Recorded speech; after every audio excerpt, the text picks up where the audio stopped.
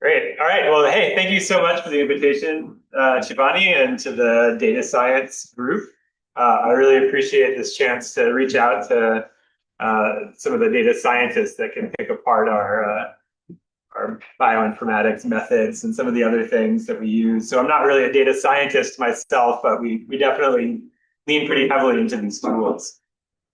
Shivani, I'm getting a little bit of an echo. Is there a? That's probably my own volume. Okay, better.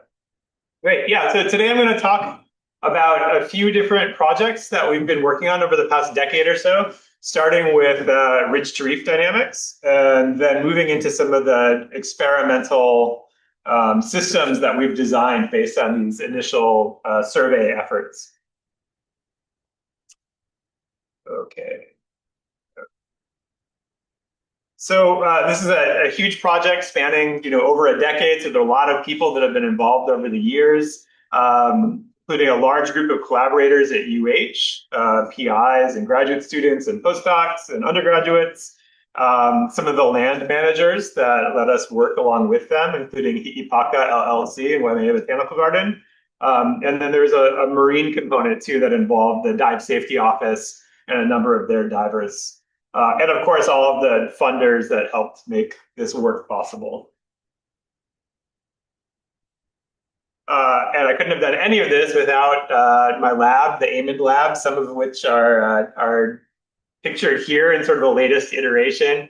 But this is a big collaborative effort that involves a lot of hands. So it really did take a village. So I'll start off with an egregiously beautiful photo of one of my field sites. Does anybody here know where this is? Anybody have a guess? Say again? Mount Ka'ala. Similar type of habitat. This is actually on Molokai. This is the Kamako Preserve. But yeah, you could be mistaken. There's the boardwalk, right? It looks a lot like it. So when I first got here, one of the first systems that I started working in were these plant leaves, right? So I was in the botany department, and I studied these symbiotic microbes that live inside the leaves of plants. So we're not just talking about pathogens, we're talking about actual mutualistic symbionts. And even a healthy leaf, if you held it up to the light and didn't see any fungi on it, if you actually looked at its DNA or under a microscope, you'd see hundreds of species that are existing in between the cells of these plants. And pretty much every leaf that we've ever held up to the light has this type of symbiosis. And so I was interested in coevolution of fungi and native Hawaiian plants. And I spent a lot of time in forests like this. And so you can imagine that in a forest like this, if you are a fungal endophyte living inside a plant, you can easily live out your life cycle, sort of coexisting with a plant, reproducing, and then dispersing to another plant in that same environment without ever hitting the ground, right? But where I grew up, it looks a lot different. So this is where I did field work when I was in high school. And this is what a lot of our forests look like outside of Chicago. And so these are also plants, and their leaves also have endophyte communities that look awfully similar to the endophyte communities we find here in Hawaii. But you can imagine that the assembly process, how these microbes get into leaves, has to look a little bit different, right? Because every winter, all the leaves drop off the trees, and then they reemerge in the spring. And when they reemerge, they're effectively sterile. And then slowly over the course of weeks and months, they recruit a similar microbial community that begins to resemble the one that they had the years past. And so it made me think a little bit more about this question of symbionts, mutualists, and where they live when they're not inside us or the systems that we study. And so this isn't a question that's just germane to plants and plant microbiomes. This is important for all living organisms that rely on symbiotic microbes. So this is a figure not from my own work, but from a study that was done of the human gut microbiome, right? So this is something that most people are familiar with. And what it does is it tracks the phylogenetic diversity of the bacteria in a baby's gut from day zero, from the day it was born, to about 3 years old. So that's the time on the x-axis, and then the diversity of microbes on the y-axis. And for reference, its mother's microbial diversity is indicated right up there. And so what you can see is that when the baby is born, it's pretty depauperate in microbes, and then slowly over time, this microbial diversity accumulates until after about 3 years, the microbial diversity of the baby begins to approach that of the mother, right? So this is a very important process. We rely on our gut microbes for so many different functions. It's hard to name them all here. But the interesting thing is that we actually have very little understanding of where these microbes come from. So again, the same question, similar to plants, is where are these microbes when they're not inside us? So my kids watch a lot of Disney movies, and one of their favorites is this movie, The Secret Life of Pets. Have you guys ever seen this? So I think it's an analogous question to what's portrayed here in this movie. So we have dogs and cats and bunnies, and they are loving pets when we're home, and we spend time with them. But then we go to school or we go to our jobs, and they're left to their own devices. And they live, at least in this movie, very rich, exciting lives apart from us, where they're like bank robbers and detectives and go on grand adventures. So I think the same thing probably happens with our microbes. We know a lot about the microbes when they're inside us, right? But they lead these exciting lives outside of us, and they probably do much different things than we're familiar with. So all of this sort of led to this grand question of where are microbes when they're not inside plants, animals, or other symbiotic hosts. So this sort of thought exercise led to a big collaboration about a decade ago involving, I think, 25 different co-authors. And I took this out, but Shivani convinced me to put it back in because she said it would look cool on this big screen. So one of the best places we think to answer this question is in this wonderful ridge to reef transect in Waimea Valley on the North Shore. And what's really cool about this field site is that you go from this protected reef and sand flats down at the coast. And then as you go back through this valley, which is part botanical garden and then becomes a restoration site and then some native forest up towards the top, you traverse a really steep environmental gradient that goes from a habitat that's pretty dry and impacted by humans to something that's really wet and is largely untouched. In fact, to get there, you need to take a helicopter ride or hike. I'm going to take you, Ikra, to hike up there. I didn't go with them, but Okay. I think they took like a few hours to get up. Yeah, so like 6 to 8 hours to hike up there. So very, very infrequently visited by people. And it's a contiguous landscape. So you might imagine that there's the same chance that a microbe would persist down at the beach and then also at the ridgetop. And the only thing that's constraining those distributions is the environmental context in which those microbes persist. So we set out as a big team to sample the microbiome of this watershed to try to answer this question of where these microbes persist when they're outside of hosts. To do this, we set up a series of experimental plots, so 21 sample plots altogether that span this entire gradient, this environmental gradient, from the very top of the ridge to the very bottom of that ridge. Along this land transect, we have paired plots that are terrestrial and stream right next to each other, and then we have the same number of plots in the ocean at the very base of this watershed. Each of these plots is about the size of this room, I would say, maybe a little bit larger, so about 20 meters in diameter. And again, just to illustrate that this isn't just your average 13-kilometer transect, if you look at the rainfall distribution along this transect, you go from less than 1 meter of rainfall at the beach to about 5 meters of rainfall up at the top of the ridge. That's a big difference in rainfall. And just to put that in context, The beach gets about the same amount of rain as Houston, Texas, which is a pretty dry place. But at the top of the ridge, we get as much rain as the Darien Gap in Panama, which is one of the wettest places in the Americas. So this is really stark. And this is the type of experiment that you could really only run here in Hawaii, where we have these types of environmental gradients in really short spans. So within each of these plots, these 21 plots in terrestrial, stream, and marine habitats, our team set out and sampled the microbiome of pretty much anything we could plausibly stick in a tube and sequence its DNA out of.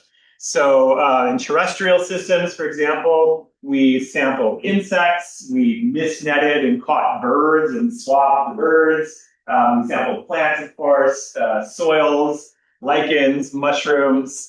You get the idea. And the same thing in marine environments and stream environments, where we caught fish and sampled corals and studied sponges, et cetera, et cetera. So from each plot, we sampled roughly 120 different microbiomes associated with hosts, and then also with substrates that weren't associated with living hosts. We took them back to the lab. We sequenced the 16S gene, which represents a laundry list of the bacteria that are present in each of these samples and their relative abundance. And so this is just a quick overview of what that sample distribution looked like in all of these different habitats. So it's about 2,000 samples altogether. And because we sampled different organisms in each of these plots, the way that we stratified our sampling to keep it comparative was we tried to sample the same types of samples. So we would sample, say, the same number of plant surfaces in each of these terrestrial plots, but they came from different plants. But we also balanced all of those samples in terms of the trophic level from which those samples derived. So we sampled roughly the same number of environmental samples, primary producers, consumers, and carnivores where they were available.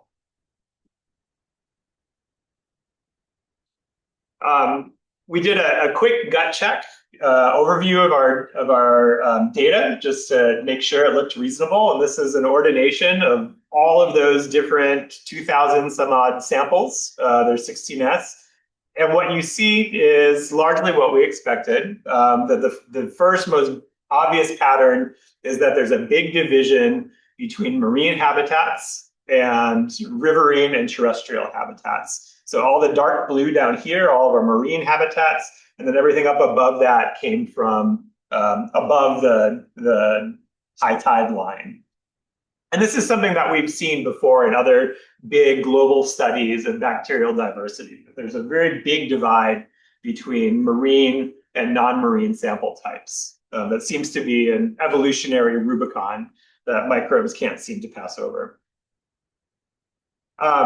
Within each of these habitats, then, we examined whether or not samples are sorted out by their trophic level.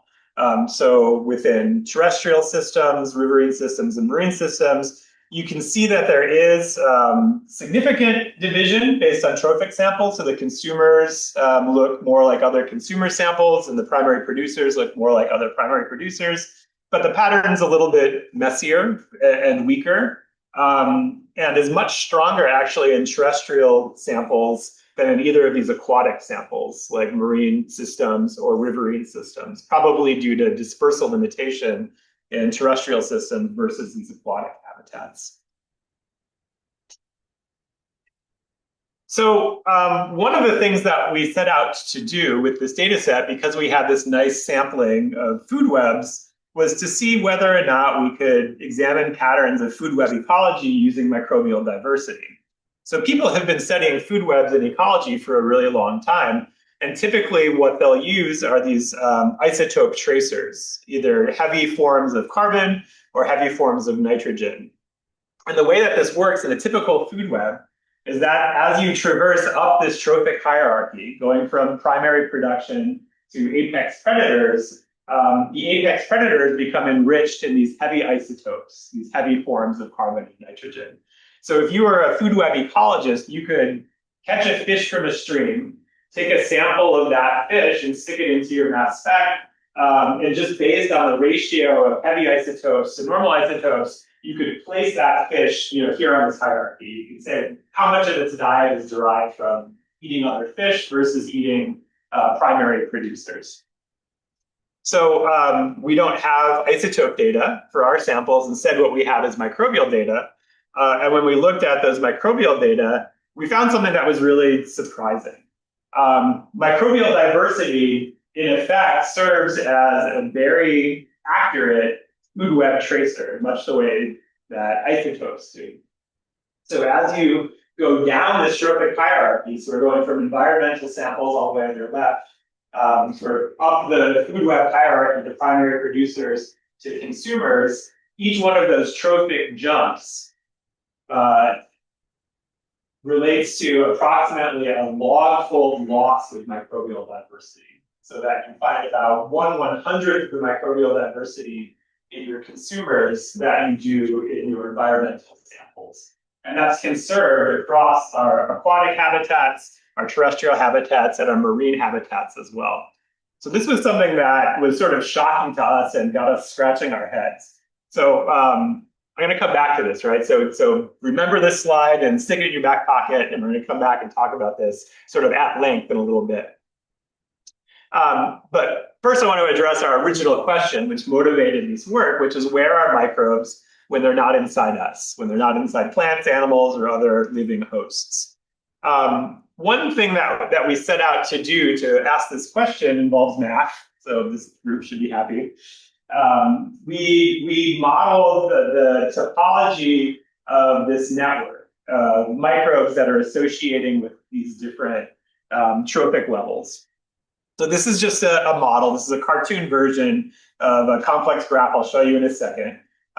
Each of these squares represents a different species of bacterium, and those are arrayed in columns. And then the rows are the different trophic levels, right? So we have the environment, producer, consumer, carnivore. Now, the way that these microbes are distributed among these different groups can vary, and we can model this and we can test whether or not it fits this model.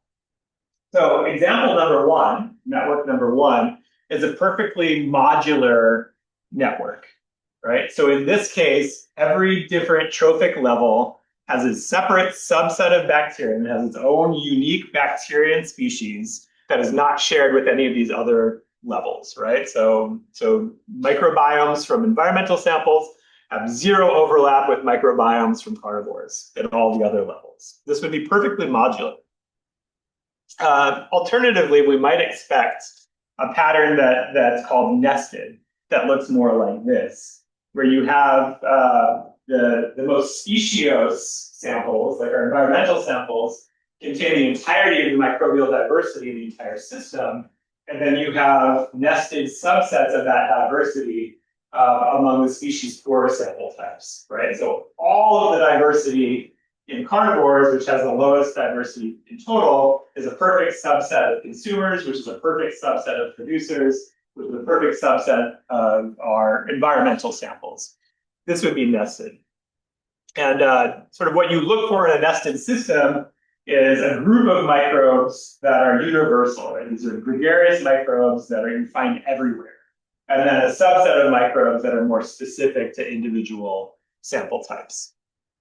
And of course, you might expect a network topology that is neither of these and is either random or doesn't conform to any sort of pattern that we can measure. Okay.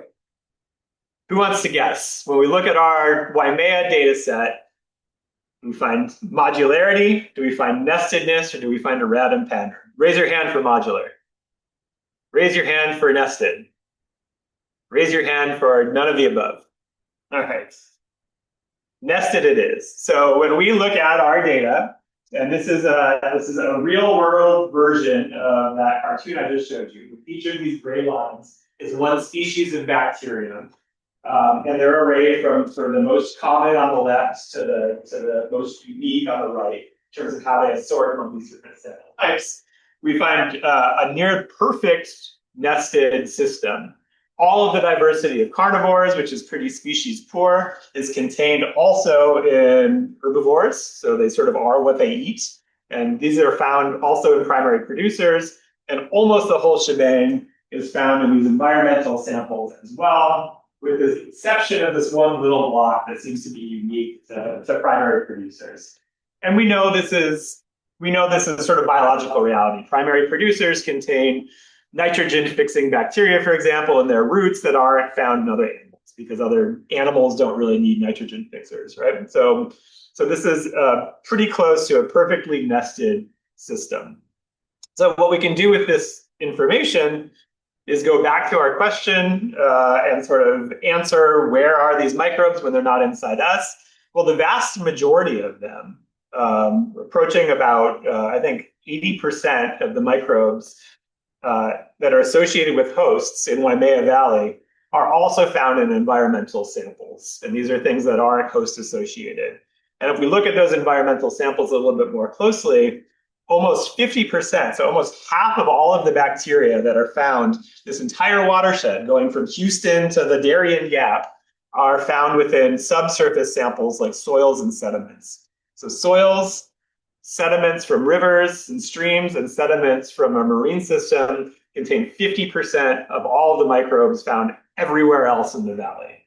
So that's a pretty remarkable bang for your buck in terms of sampling diversity, and suggests that a lot of our symbiotic microbes are sort of dependent on these environmental reservoirs found throughout our environment.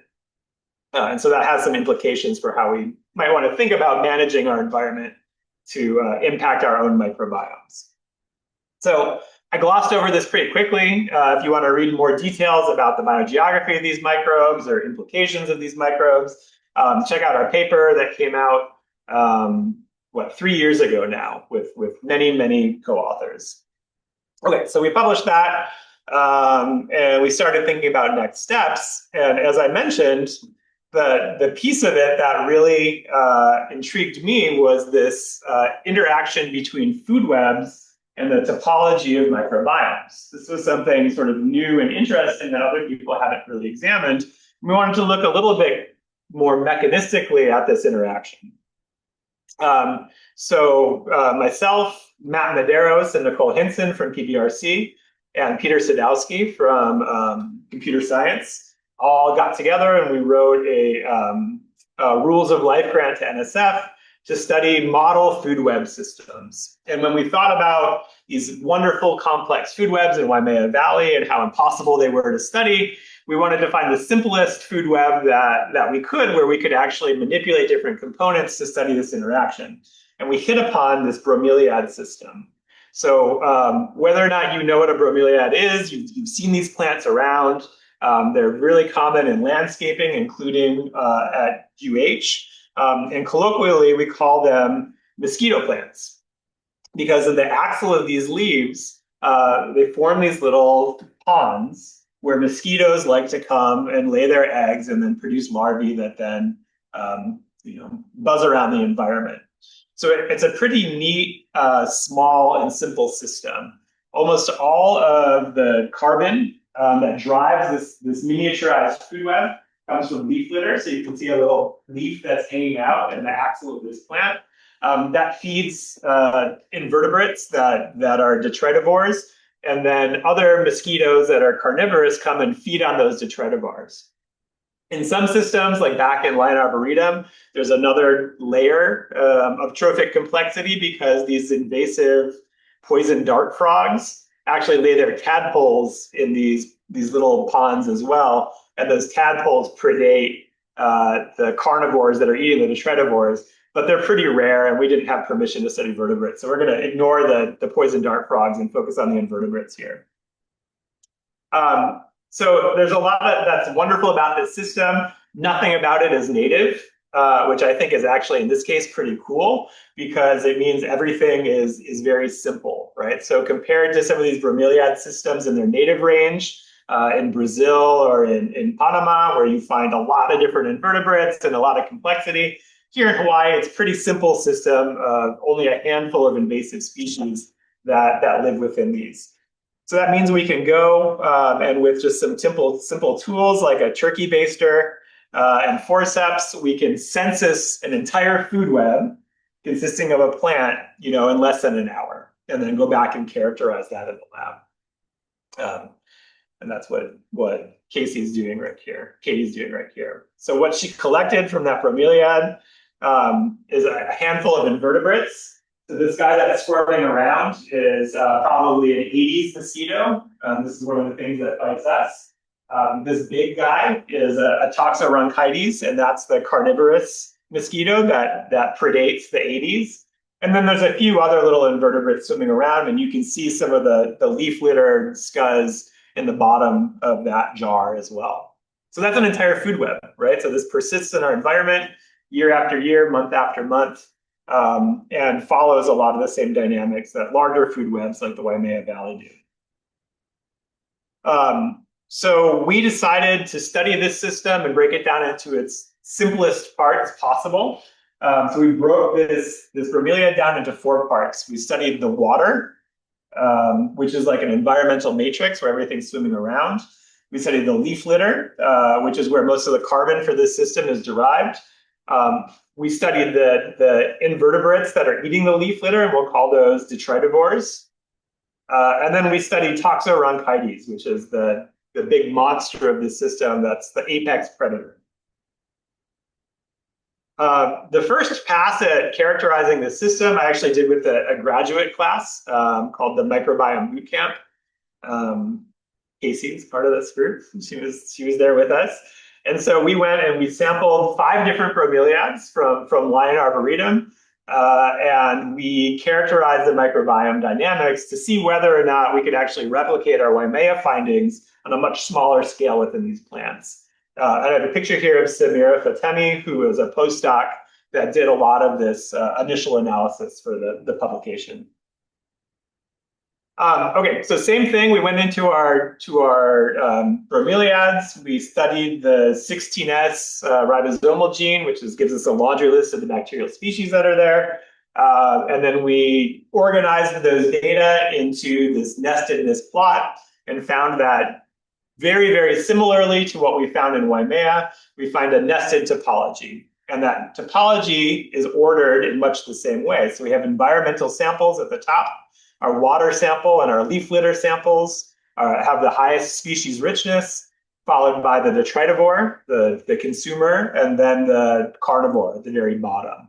And you see these species poor groups at the bottom of this hierarchy are not quite as perfect, but are still pretty good subsets of those levels up above them.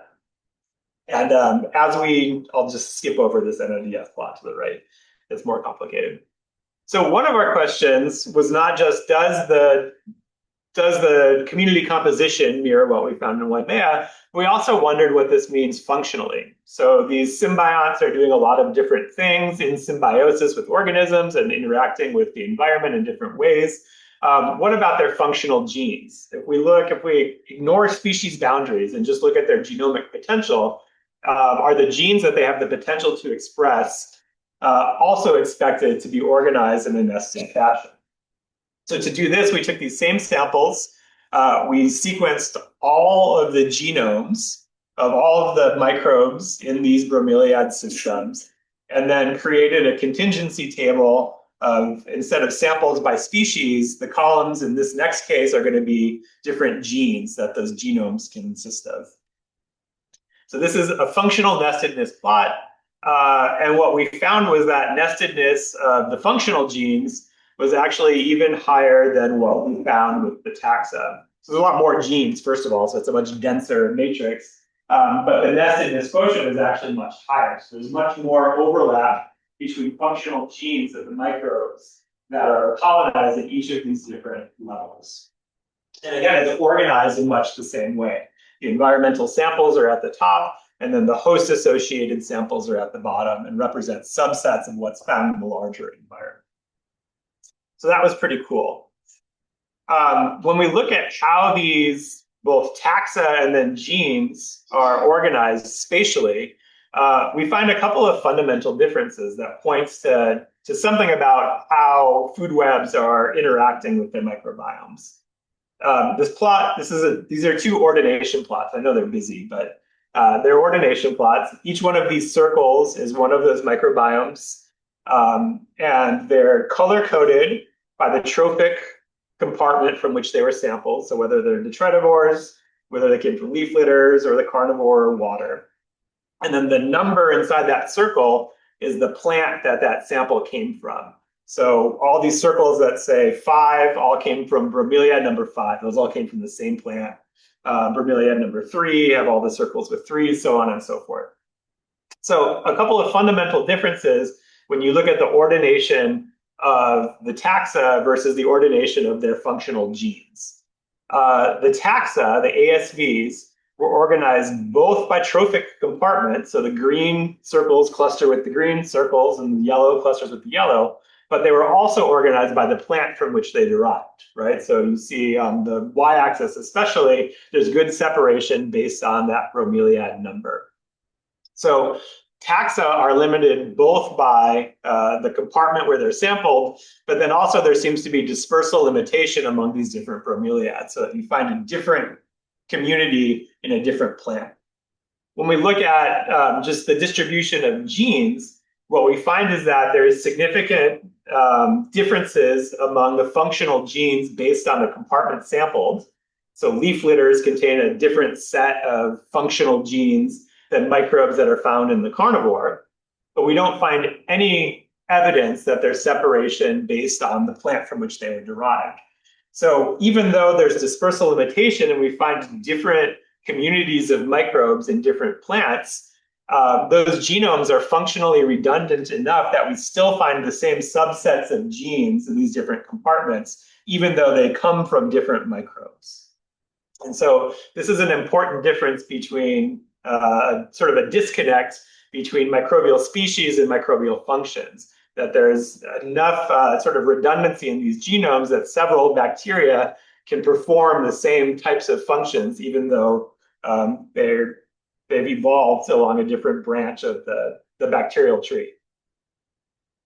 Okay, so that was our sort of first pass at this, and we showed that we were able to replicate these food web dynamics in microbiomes at a small scale. But we were still interested in this mechanistic question of why does that happen? And more importantly, whether or not we could actually point to some sort of causation, which is to say, if we manipulate the microbes at the base of a food web, is that actually going to impact the functionality of that food web or the efficiency of that food web? So I am not a food web ecologist, but what I learned in high school still serves me pretty well. And that's this figure, right, which I still remember from high school biology. And this is the food web pyramid. So because of the second law of thermodynamics, every time you jump up a trophic level, if you go from primary producer to primary consumer to secondary consumer, all the way up to carnivores, each jump is inherently inefficient to the point where you lose about 90% of potential energy is lost to entropy from the system. So it's not converted to biomass. So you find a lot more biomass in any ecosystem on Earth devoted to primary producers, and you only find a handful of apex predators. And that's true whether or not you're in the Serengeti or the deep ocean or a coral reef. We find this similar pyramid-shaped distribution of biomass, and it's all because of this loss of energy from the system. So our sort of guiding principle and our big hypothesis for this rules of life grant was, what if we could change that via microbes? So our schematic is busy, but bear with me here. This is, again, a cartoon version of what we're going for. So this food web on the left has a lot more microbes on the base, a lot more diversity. And because of that diversity, the metabolic efficiency of these organisms is greater, so that more energy is retained in the food web, less is lost to entropy. You have more species and more efficiency. So more energy is converted to biomass, less energy is lost from the food web. And this food web on the right, you have fewer microbial species, less efficient metabolism, more energy is lost. That food web is shorter, this food chain is shorter, and it's a less efficient food web overall. So luckily, we have this great experimental system that's very simple, where we have all of the components in our lab, and we can actually go into the lab and test this hypothesis. This guy, King Kong, does not actually exist, if you were wondering. And so, although I was freaked out as a child by King Kong and was used to watching this movie, I quickly, as soon as I saw this sort of food web pyramid, discovered that there is no possibility that in this universe King Kong exists, especially from Skull Island. There's no way that there would be a food web big enough on Earth, given this inherent inefficiency, that we could actually recreate King Kong, right? His existence is implausible given the second law of thermodynamics. But by manipulating microbiomes, our hypothesis goes, we can approach growing bigger and bigger King Kongs. And so this is our aspiration, to grow a King Kong at the end of our experiment. Okay, so to do this, to grow a King Kong, paradoxically, we started small, and we took all of those components of our bromeliads and brought them into the lab. So this is our bromeliad in a lab, bromeliad in a bottle. So each one of these microcosms contains everything that you would need to sustain a bromeliad food web in a jar. So it has carbon input that we manipulate via media. It has these sterile mosquitoes, and this is Culex mosquito that we rear from the wild, and we can actually raise them exenically so that they don't have any microbial symbionts at the beginning of the experiment. We can manipulate what goes into their symbiosis. And then we can measure how long it takes for mosquitoes to go from egg to pupa to an adult. And then we can actually weigh those mosquitoes and see how fat and happy they are based on the microbial composition in their gut. We spent about a year, we being these guys, not really me, but mostly Iker Iturralde, who's a PhD student in the Amen lab, and then Jason Baer, Samira Fatemi, and Nicola Krifal, who are all postdocs who have worked on this project. They all spent about a year going into these bromeliads and isolating hundreds and hundreds of bacteria.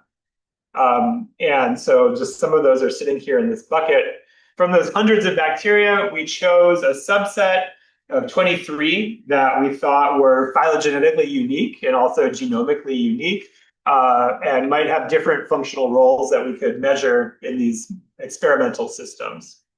So we chose those 23, we sequenced their genomes, and then we created this experimental design known as a Plackett-Berman experimental design, where each one of these 23 microbes is deployed into 12 different unique combinations, communities of other microbes. And altogether, we created 23 of these different combinations. So this is combination number 1. You see this has 12 microbes. Every species here that has a 1 next to it was in that group. And then here in community number 18 was a different subset of microbes that was in that. We also had a negative control that didn't have any microbes in it, a positive control that had all the microbes in it, and then a separate positive control where we took wild microbes from a bromeliad and then added that into the system as well. Okay. I call this slide microbes matter, or microbial composition matters.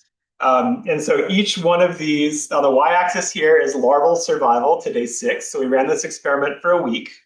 So that's the percentage of larvae that survived a week in these little bottles. And then each one of these numbers on the x-axis is one of these 23 different combinations of 12 microbes.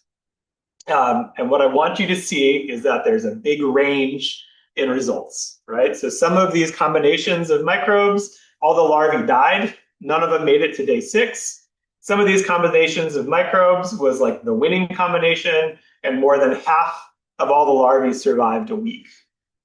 Here's our positive control in orange. This is all 23 mixed together. Did pretty well, but not as well as some of the combinations of only 12 microbes, which was interesting. And then in green was this wild mix of microbes from the environment. that we also characterize. So microbes matter. That's an important result. We wanted to look a little bit closer at why microbes matter. So because we had all of the genome sequence for all of these isolates, we were able to look a little bit deeper at the genes that were significantly present in the successful combinations of microbes compared to those that were less successful. So this is using a generalized linear mixed model. We looked at all the different gene contents, and we saw sort of a big picture overview that the genes that were contributing positively to larval survival could be more or less characterized as contributing to the metabolic efficiency of their hosts. So these genes encode for things like the citrate cycle, the ability to metabolize different types of sugar, things like that. Conversely, if we had to characterize the genes that were associated with negative outcomes or with the death of these mosquitoes or failure to thrive, some of these look like they might be encoding for things that could benefit the microbes sort of at the cost of benefiting the host. So these are greedy genes that are probably leading to microbial proliferation and competition for resources with hosts. So biofilm formation genes are sort of overpresent in these poorly performing microbial communities. Fatty acid degradation, which you might expect microbes to be expressing these genes if they were sequestering these nutrients in the media for themselves and not really passing them on to their hosts. So this is all sort of hypothesis generation at this point, but this is the type of thing that we can do as we move towards a mechanistic understanding of food webs and the role of microbiomes in them. We can also look at the individual species of microbes that were the winners versus the losers. Because each microbe was present in the same number of communities and interacting with the same number of other microbes in that community, we can get individual regression coefficients for the contribution of that microbe's success or detriment to larval development within these microbiomes. And so that's what you're looking at on the y-axis is this estimate of regression coefficient. It's just how helpful or unhelpful that microbe was to larval development. And 4 of these microbial species out of the 23 were significant. So there was 3 that were linked to positive outcomes for larval development, Comomonas, Pseudomonas, and Cosaconia.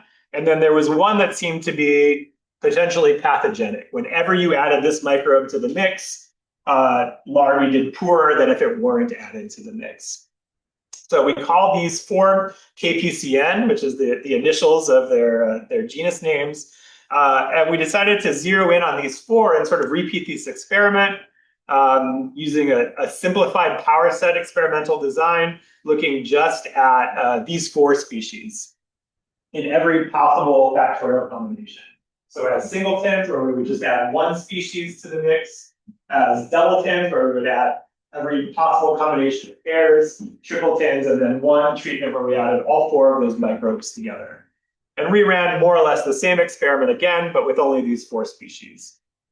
The short take-home message, and we haven't yet written this up, is that, again, microbes matter. So depending on who you add to the mix, you'll find different results. The y-axis here is biomass per mesocosm instead of larval survival, but it correlates very highly with larval survival. So either one of those y-axes would work. And there was 1 species that really stood out. So each of these arrows is pointing to one of these box or whisker plots where the Pseudomonas habitans was added to the mix. And the Lassa coefficient for this particular species was through the roof. So if you had to choose a single winner out of this group of 23, it's the Pseudomonas. Whenever you add it to the mix, the larvae do great. Whenever it's not added to the mix, we find significantly lower biomass of these mosquitoes. So fat, happy, long-lived mosquitoes when there's Pseudomonas in the mix. I also want to draw your attention to our positive control. So this again is the wild bromeliad water. And so even though we're finding good success with this synthetic mix of microbes, there's still a really big delta, right? So we're still nowhere near the type of microbial diversity or efficiency that you'd find in the wild. And that's okay, because we're looking for mechanisms. We're not really trying to replicate a wild bromeliad here. If we look at these four, then we zero in on their genome content, we have Pseudomonas is also sort of genomically unique.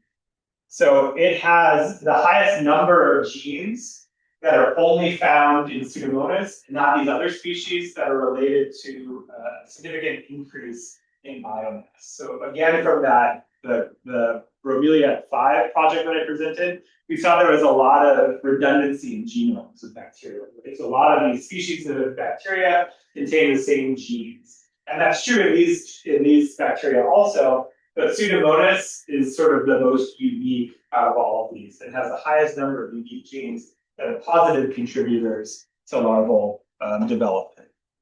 The others have unique genes that are detrimental, but Pseudomonas is the one that's beneficial.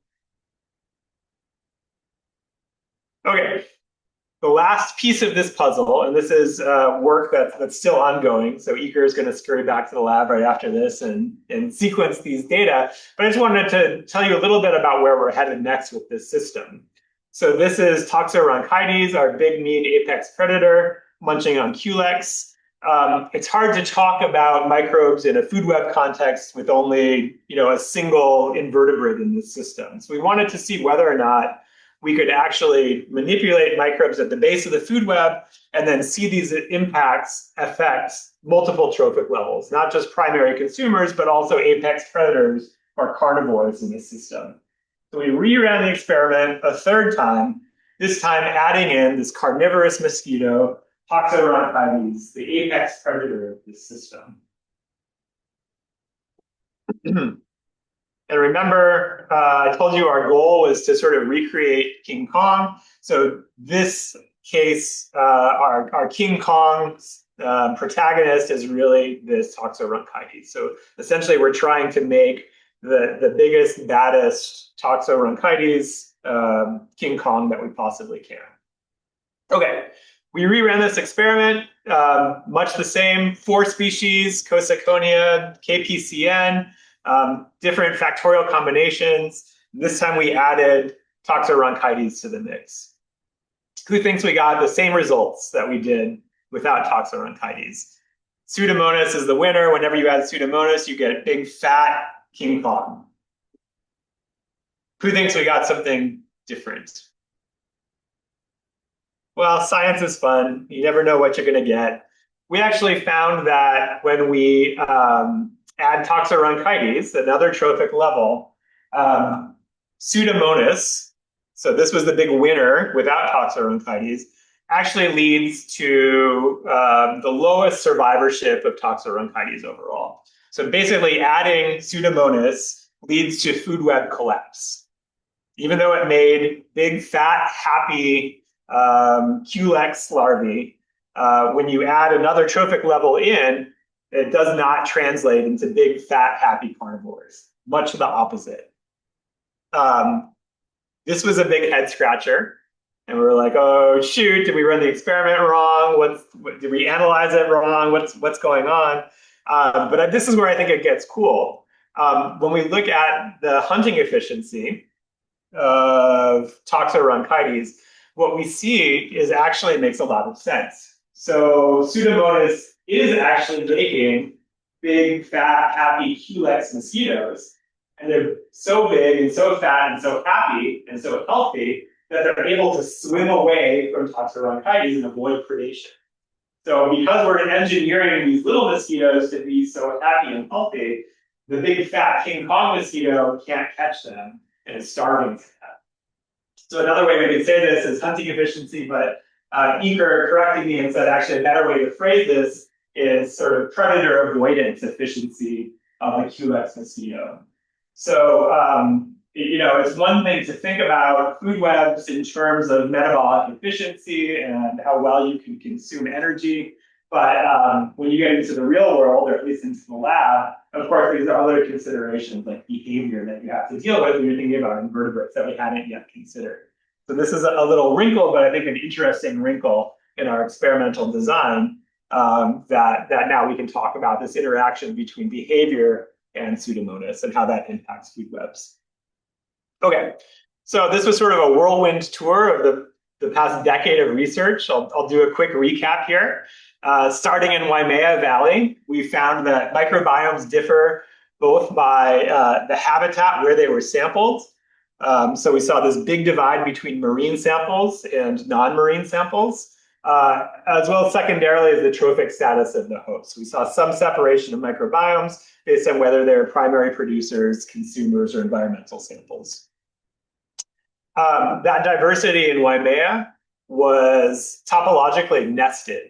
So all of the microbiomes of plants and animals that are associated with hosts are near perfect subsets of the microbiomes of environmental samples. So the environment is really the reservoir of our important symbiotic microbiomes. When we zeroed in on just the bromeliad system, we found that the taxonomic composition is spatial. So that's determined both by the plant that you sample, as well as the trophic compartment within that plant, whereas the functional genes are entirely dependent on the trophic compartment sampled. Again, pointing to this idea of functional redundancy in microbial genomes. In our experimental system, microbes matter, and we found 4 bacteria that had significant roles in mosquito development. And if we have to wave our hands and come up with a sort of a mechanistic theory of why that might be, I think it has to do both with metabolism and contribution to mosquito metabolism, and then also competition for resources. And these two interact and interplay with each other. This one species, Pseudomonas, is the big winner in simple systems, and this is really going to be the focus of the next year of work in our lab, looking at different Pseudomonas strains and how they impact food web dynamics. But it's complicated, right? Because it's more than just metabolic efficiency. It also impacts behavior, which impacts food web dynamics also. So there's a little bit more to it. In the end, I hope I convinced you that working across scales is really the best way to understand microbiomes, how they're important to us in our everyday life here at Hawaii. So thanks again for your attention and for inviting me to come talk to you today.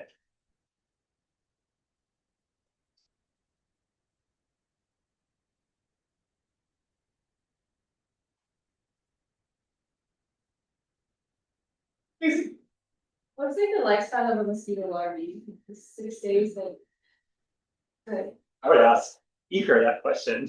The Culex mosquito that was used in that one goes through several different instar pupation stages. I would say 6 is kind of representative of the first 2 stages. So it's like that initial development. Yeah. So for you, those of you who are zooming in, the question was, what's the typical? How long does it take for pupation to happen in these mosquitoes? And the expert, Iker, you sort of all day answered 6 days is about right. But it depends, yeah. So if it doesn't have the right microbes or it doesn't have the right resources, it can be delayed for what, a month, right? Longer, months, multiple months. Yeah. So, but 6 days, if it has everything it needs, it's about right. Yeah. Do you find any driver of the differences in the diversity of the bacteria? And another question is, did you also look at the other communities like fungi or nematodes? Which are also good players. Yeah, so that's a great question. So the question was environmental drivers of the bacteria in Waimea, you mean specifically, and then whether we looked at other components of microbiomes or micro invertebrates. So the first question was whether or not we looked at environmental drivers. We thought that actually was going to be way more significant than it was, given this huge shift in environmental context, right? Where you go from very, very wet to less wet. And so when you look at overall composition, those patterns weren't quite as stark as we had expected. So it's not like there was a clear gradient of diversity or composition as you go down the valley. We did find, though, pretty significant shifts in like these interaction networks and overlap among the different components. So this is going to be hard to describe. If I do a ham-handed job describing this, read our paper because it's spelled out there.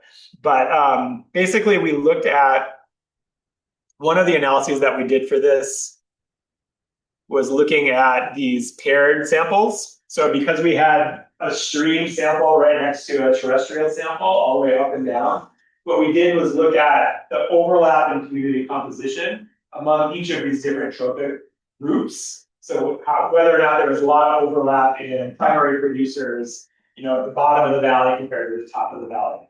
And what we found was that as you go from the beach up towards the ridge, you find significantly increasing overlaps of those communities. So there's less differentiation among samples in general, but also among these trophic groups. And we're not exactly sure why that is. Part of it could be that it's just wetter, so there's not like muddier and stuff is more sort of mushed together as you go up.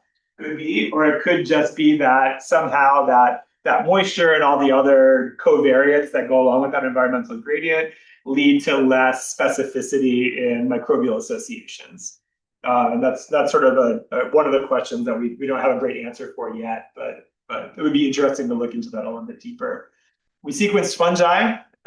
Casey has done some work on the fungi, the fungal community. The data is not nearly as like clean or like good or easy to analyze with fungi compared to bacteria, which is why that sort of like fell a little bit by the wayside. But the handful of patterns that we did where we tried to recreate these same analyses looked more or less the same. The one big difference I would say with the fungi is that way less of a distinction between saline and non-saline habitats. So fungi, for whatever reason, are able to bridge that divide much more effectively than bacteria. And it could be because they have cell walls that are chitinous, or I have a bunch of ideas that we don't have proof for. But that was one big difference with the fungal data.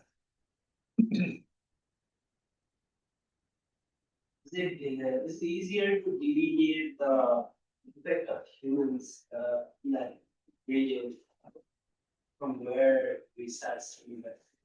Yeah, that's a great question. So like everywhere in Hawaii, the low land is way more impacted by humans than the highland, right? So the vast majority of our natural systems and native forests are high in elevation. And it's the same thing here in Waimea. So the botanical garden goes to about, let's see, I think to about here. I think this is where the waterfall is. Have you ever been to Waimea? Yeah, so it's beautiful, right? So it's pretty. It's an interesting botanical garden. There's sort of invaded forest up until about the waterfall, and then once you hit the waterfall, there's very, very little human impact above that. You get it's still invaded species, but you get much less foot traffic, much less people. Then as you get higher up, it's predominantly native. So that's about the spot. So it's all. That's an important question that goes back to your question. Also, is that we weren't able to tease apart, say, pH versus precipitation versus temperature. It's all sort of rolled into this single environmental gradient. So it's just different, but there's a lot of covariates that contribute to that difference along the gradient.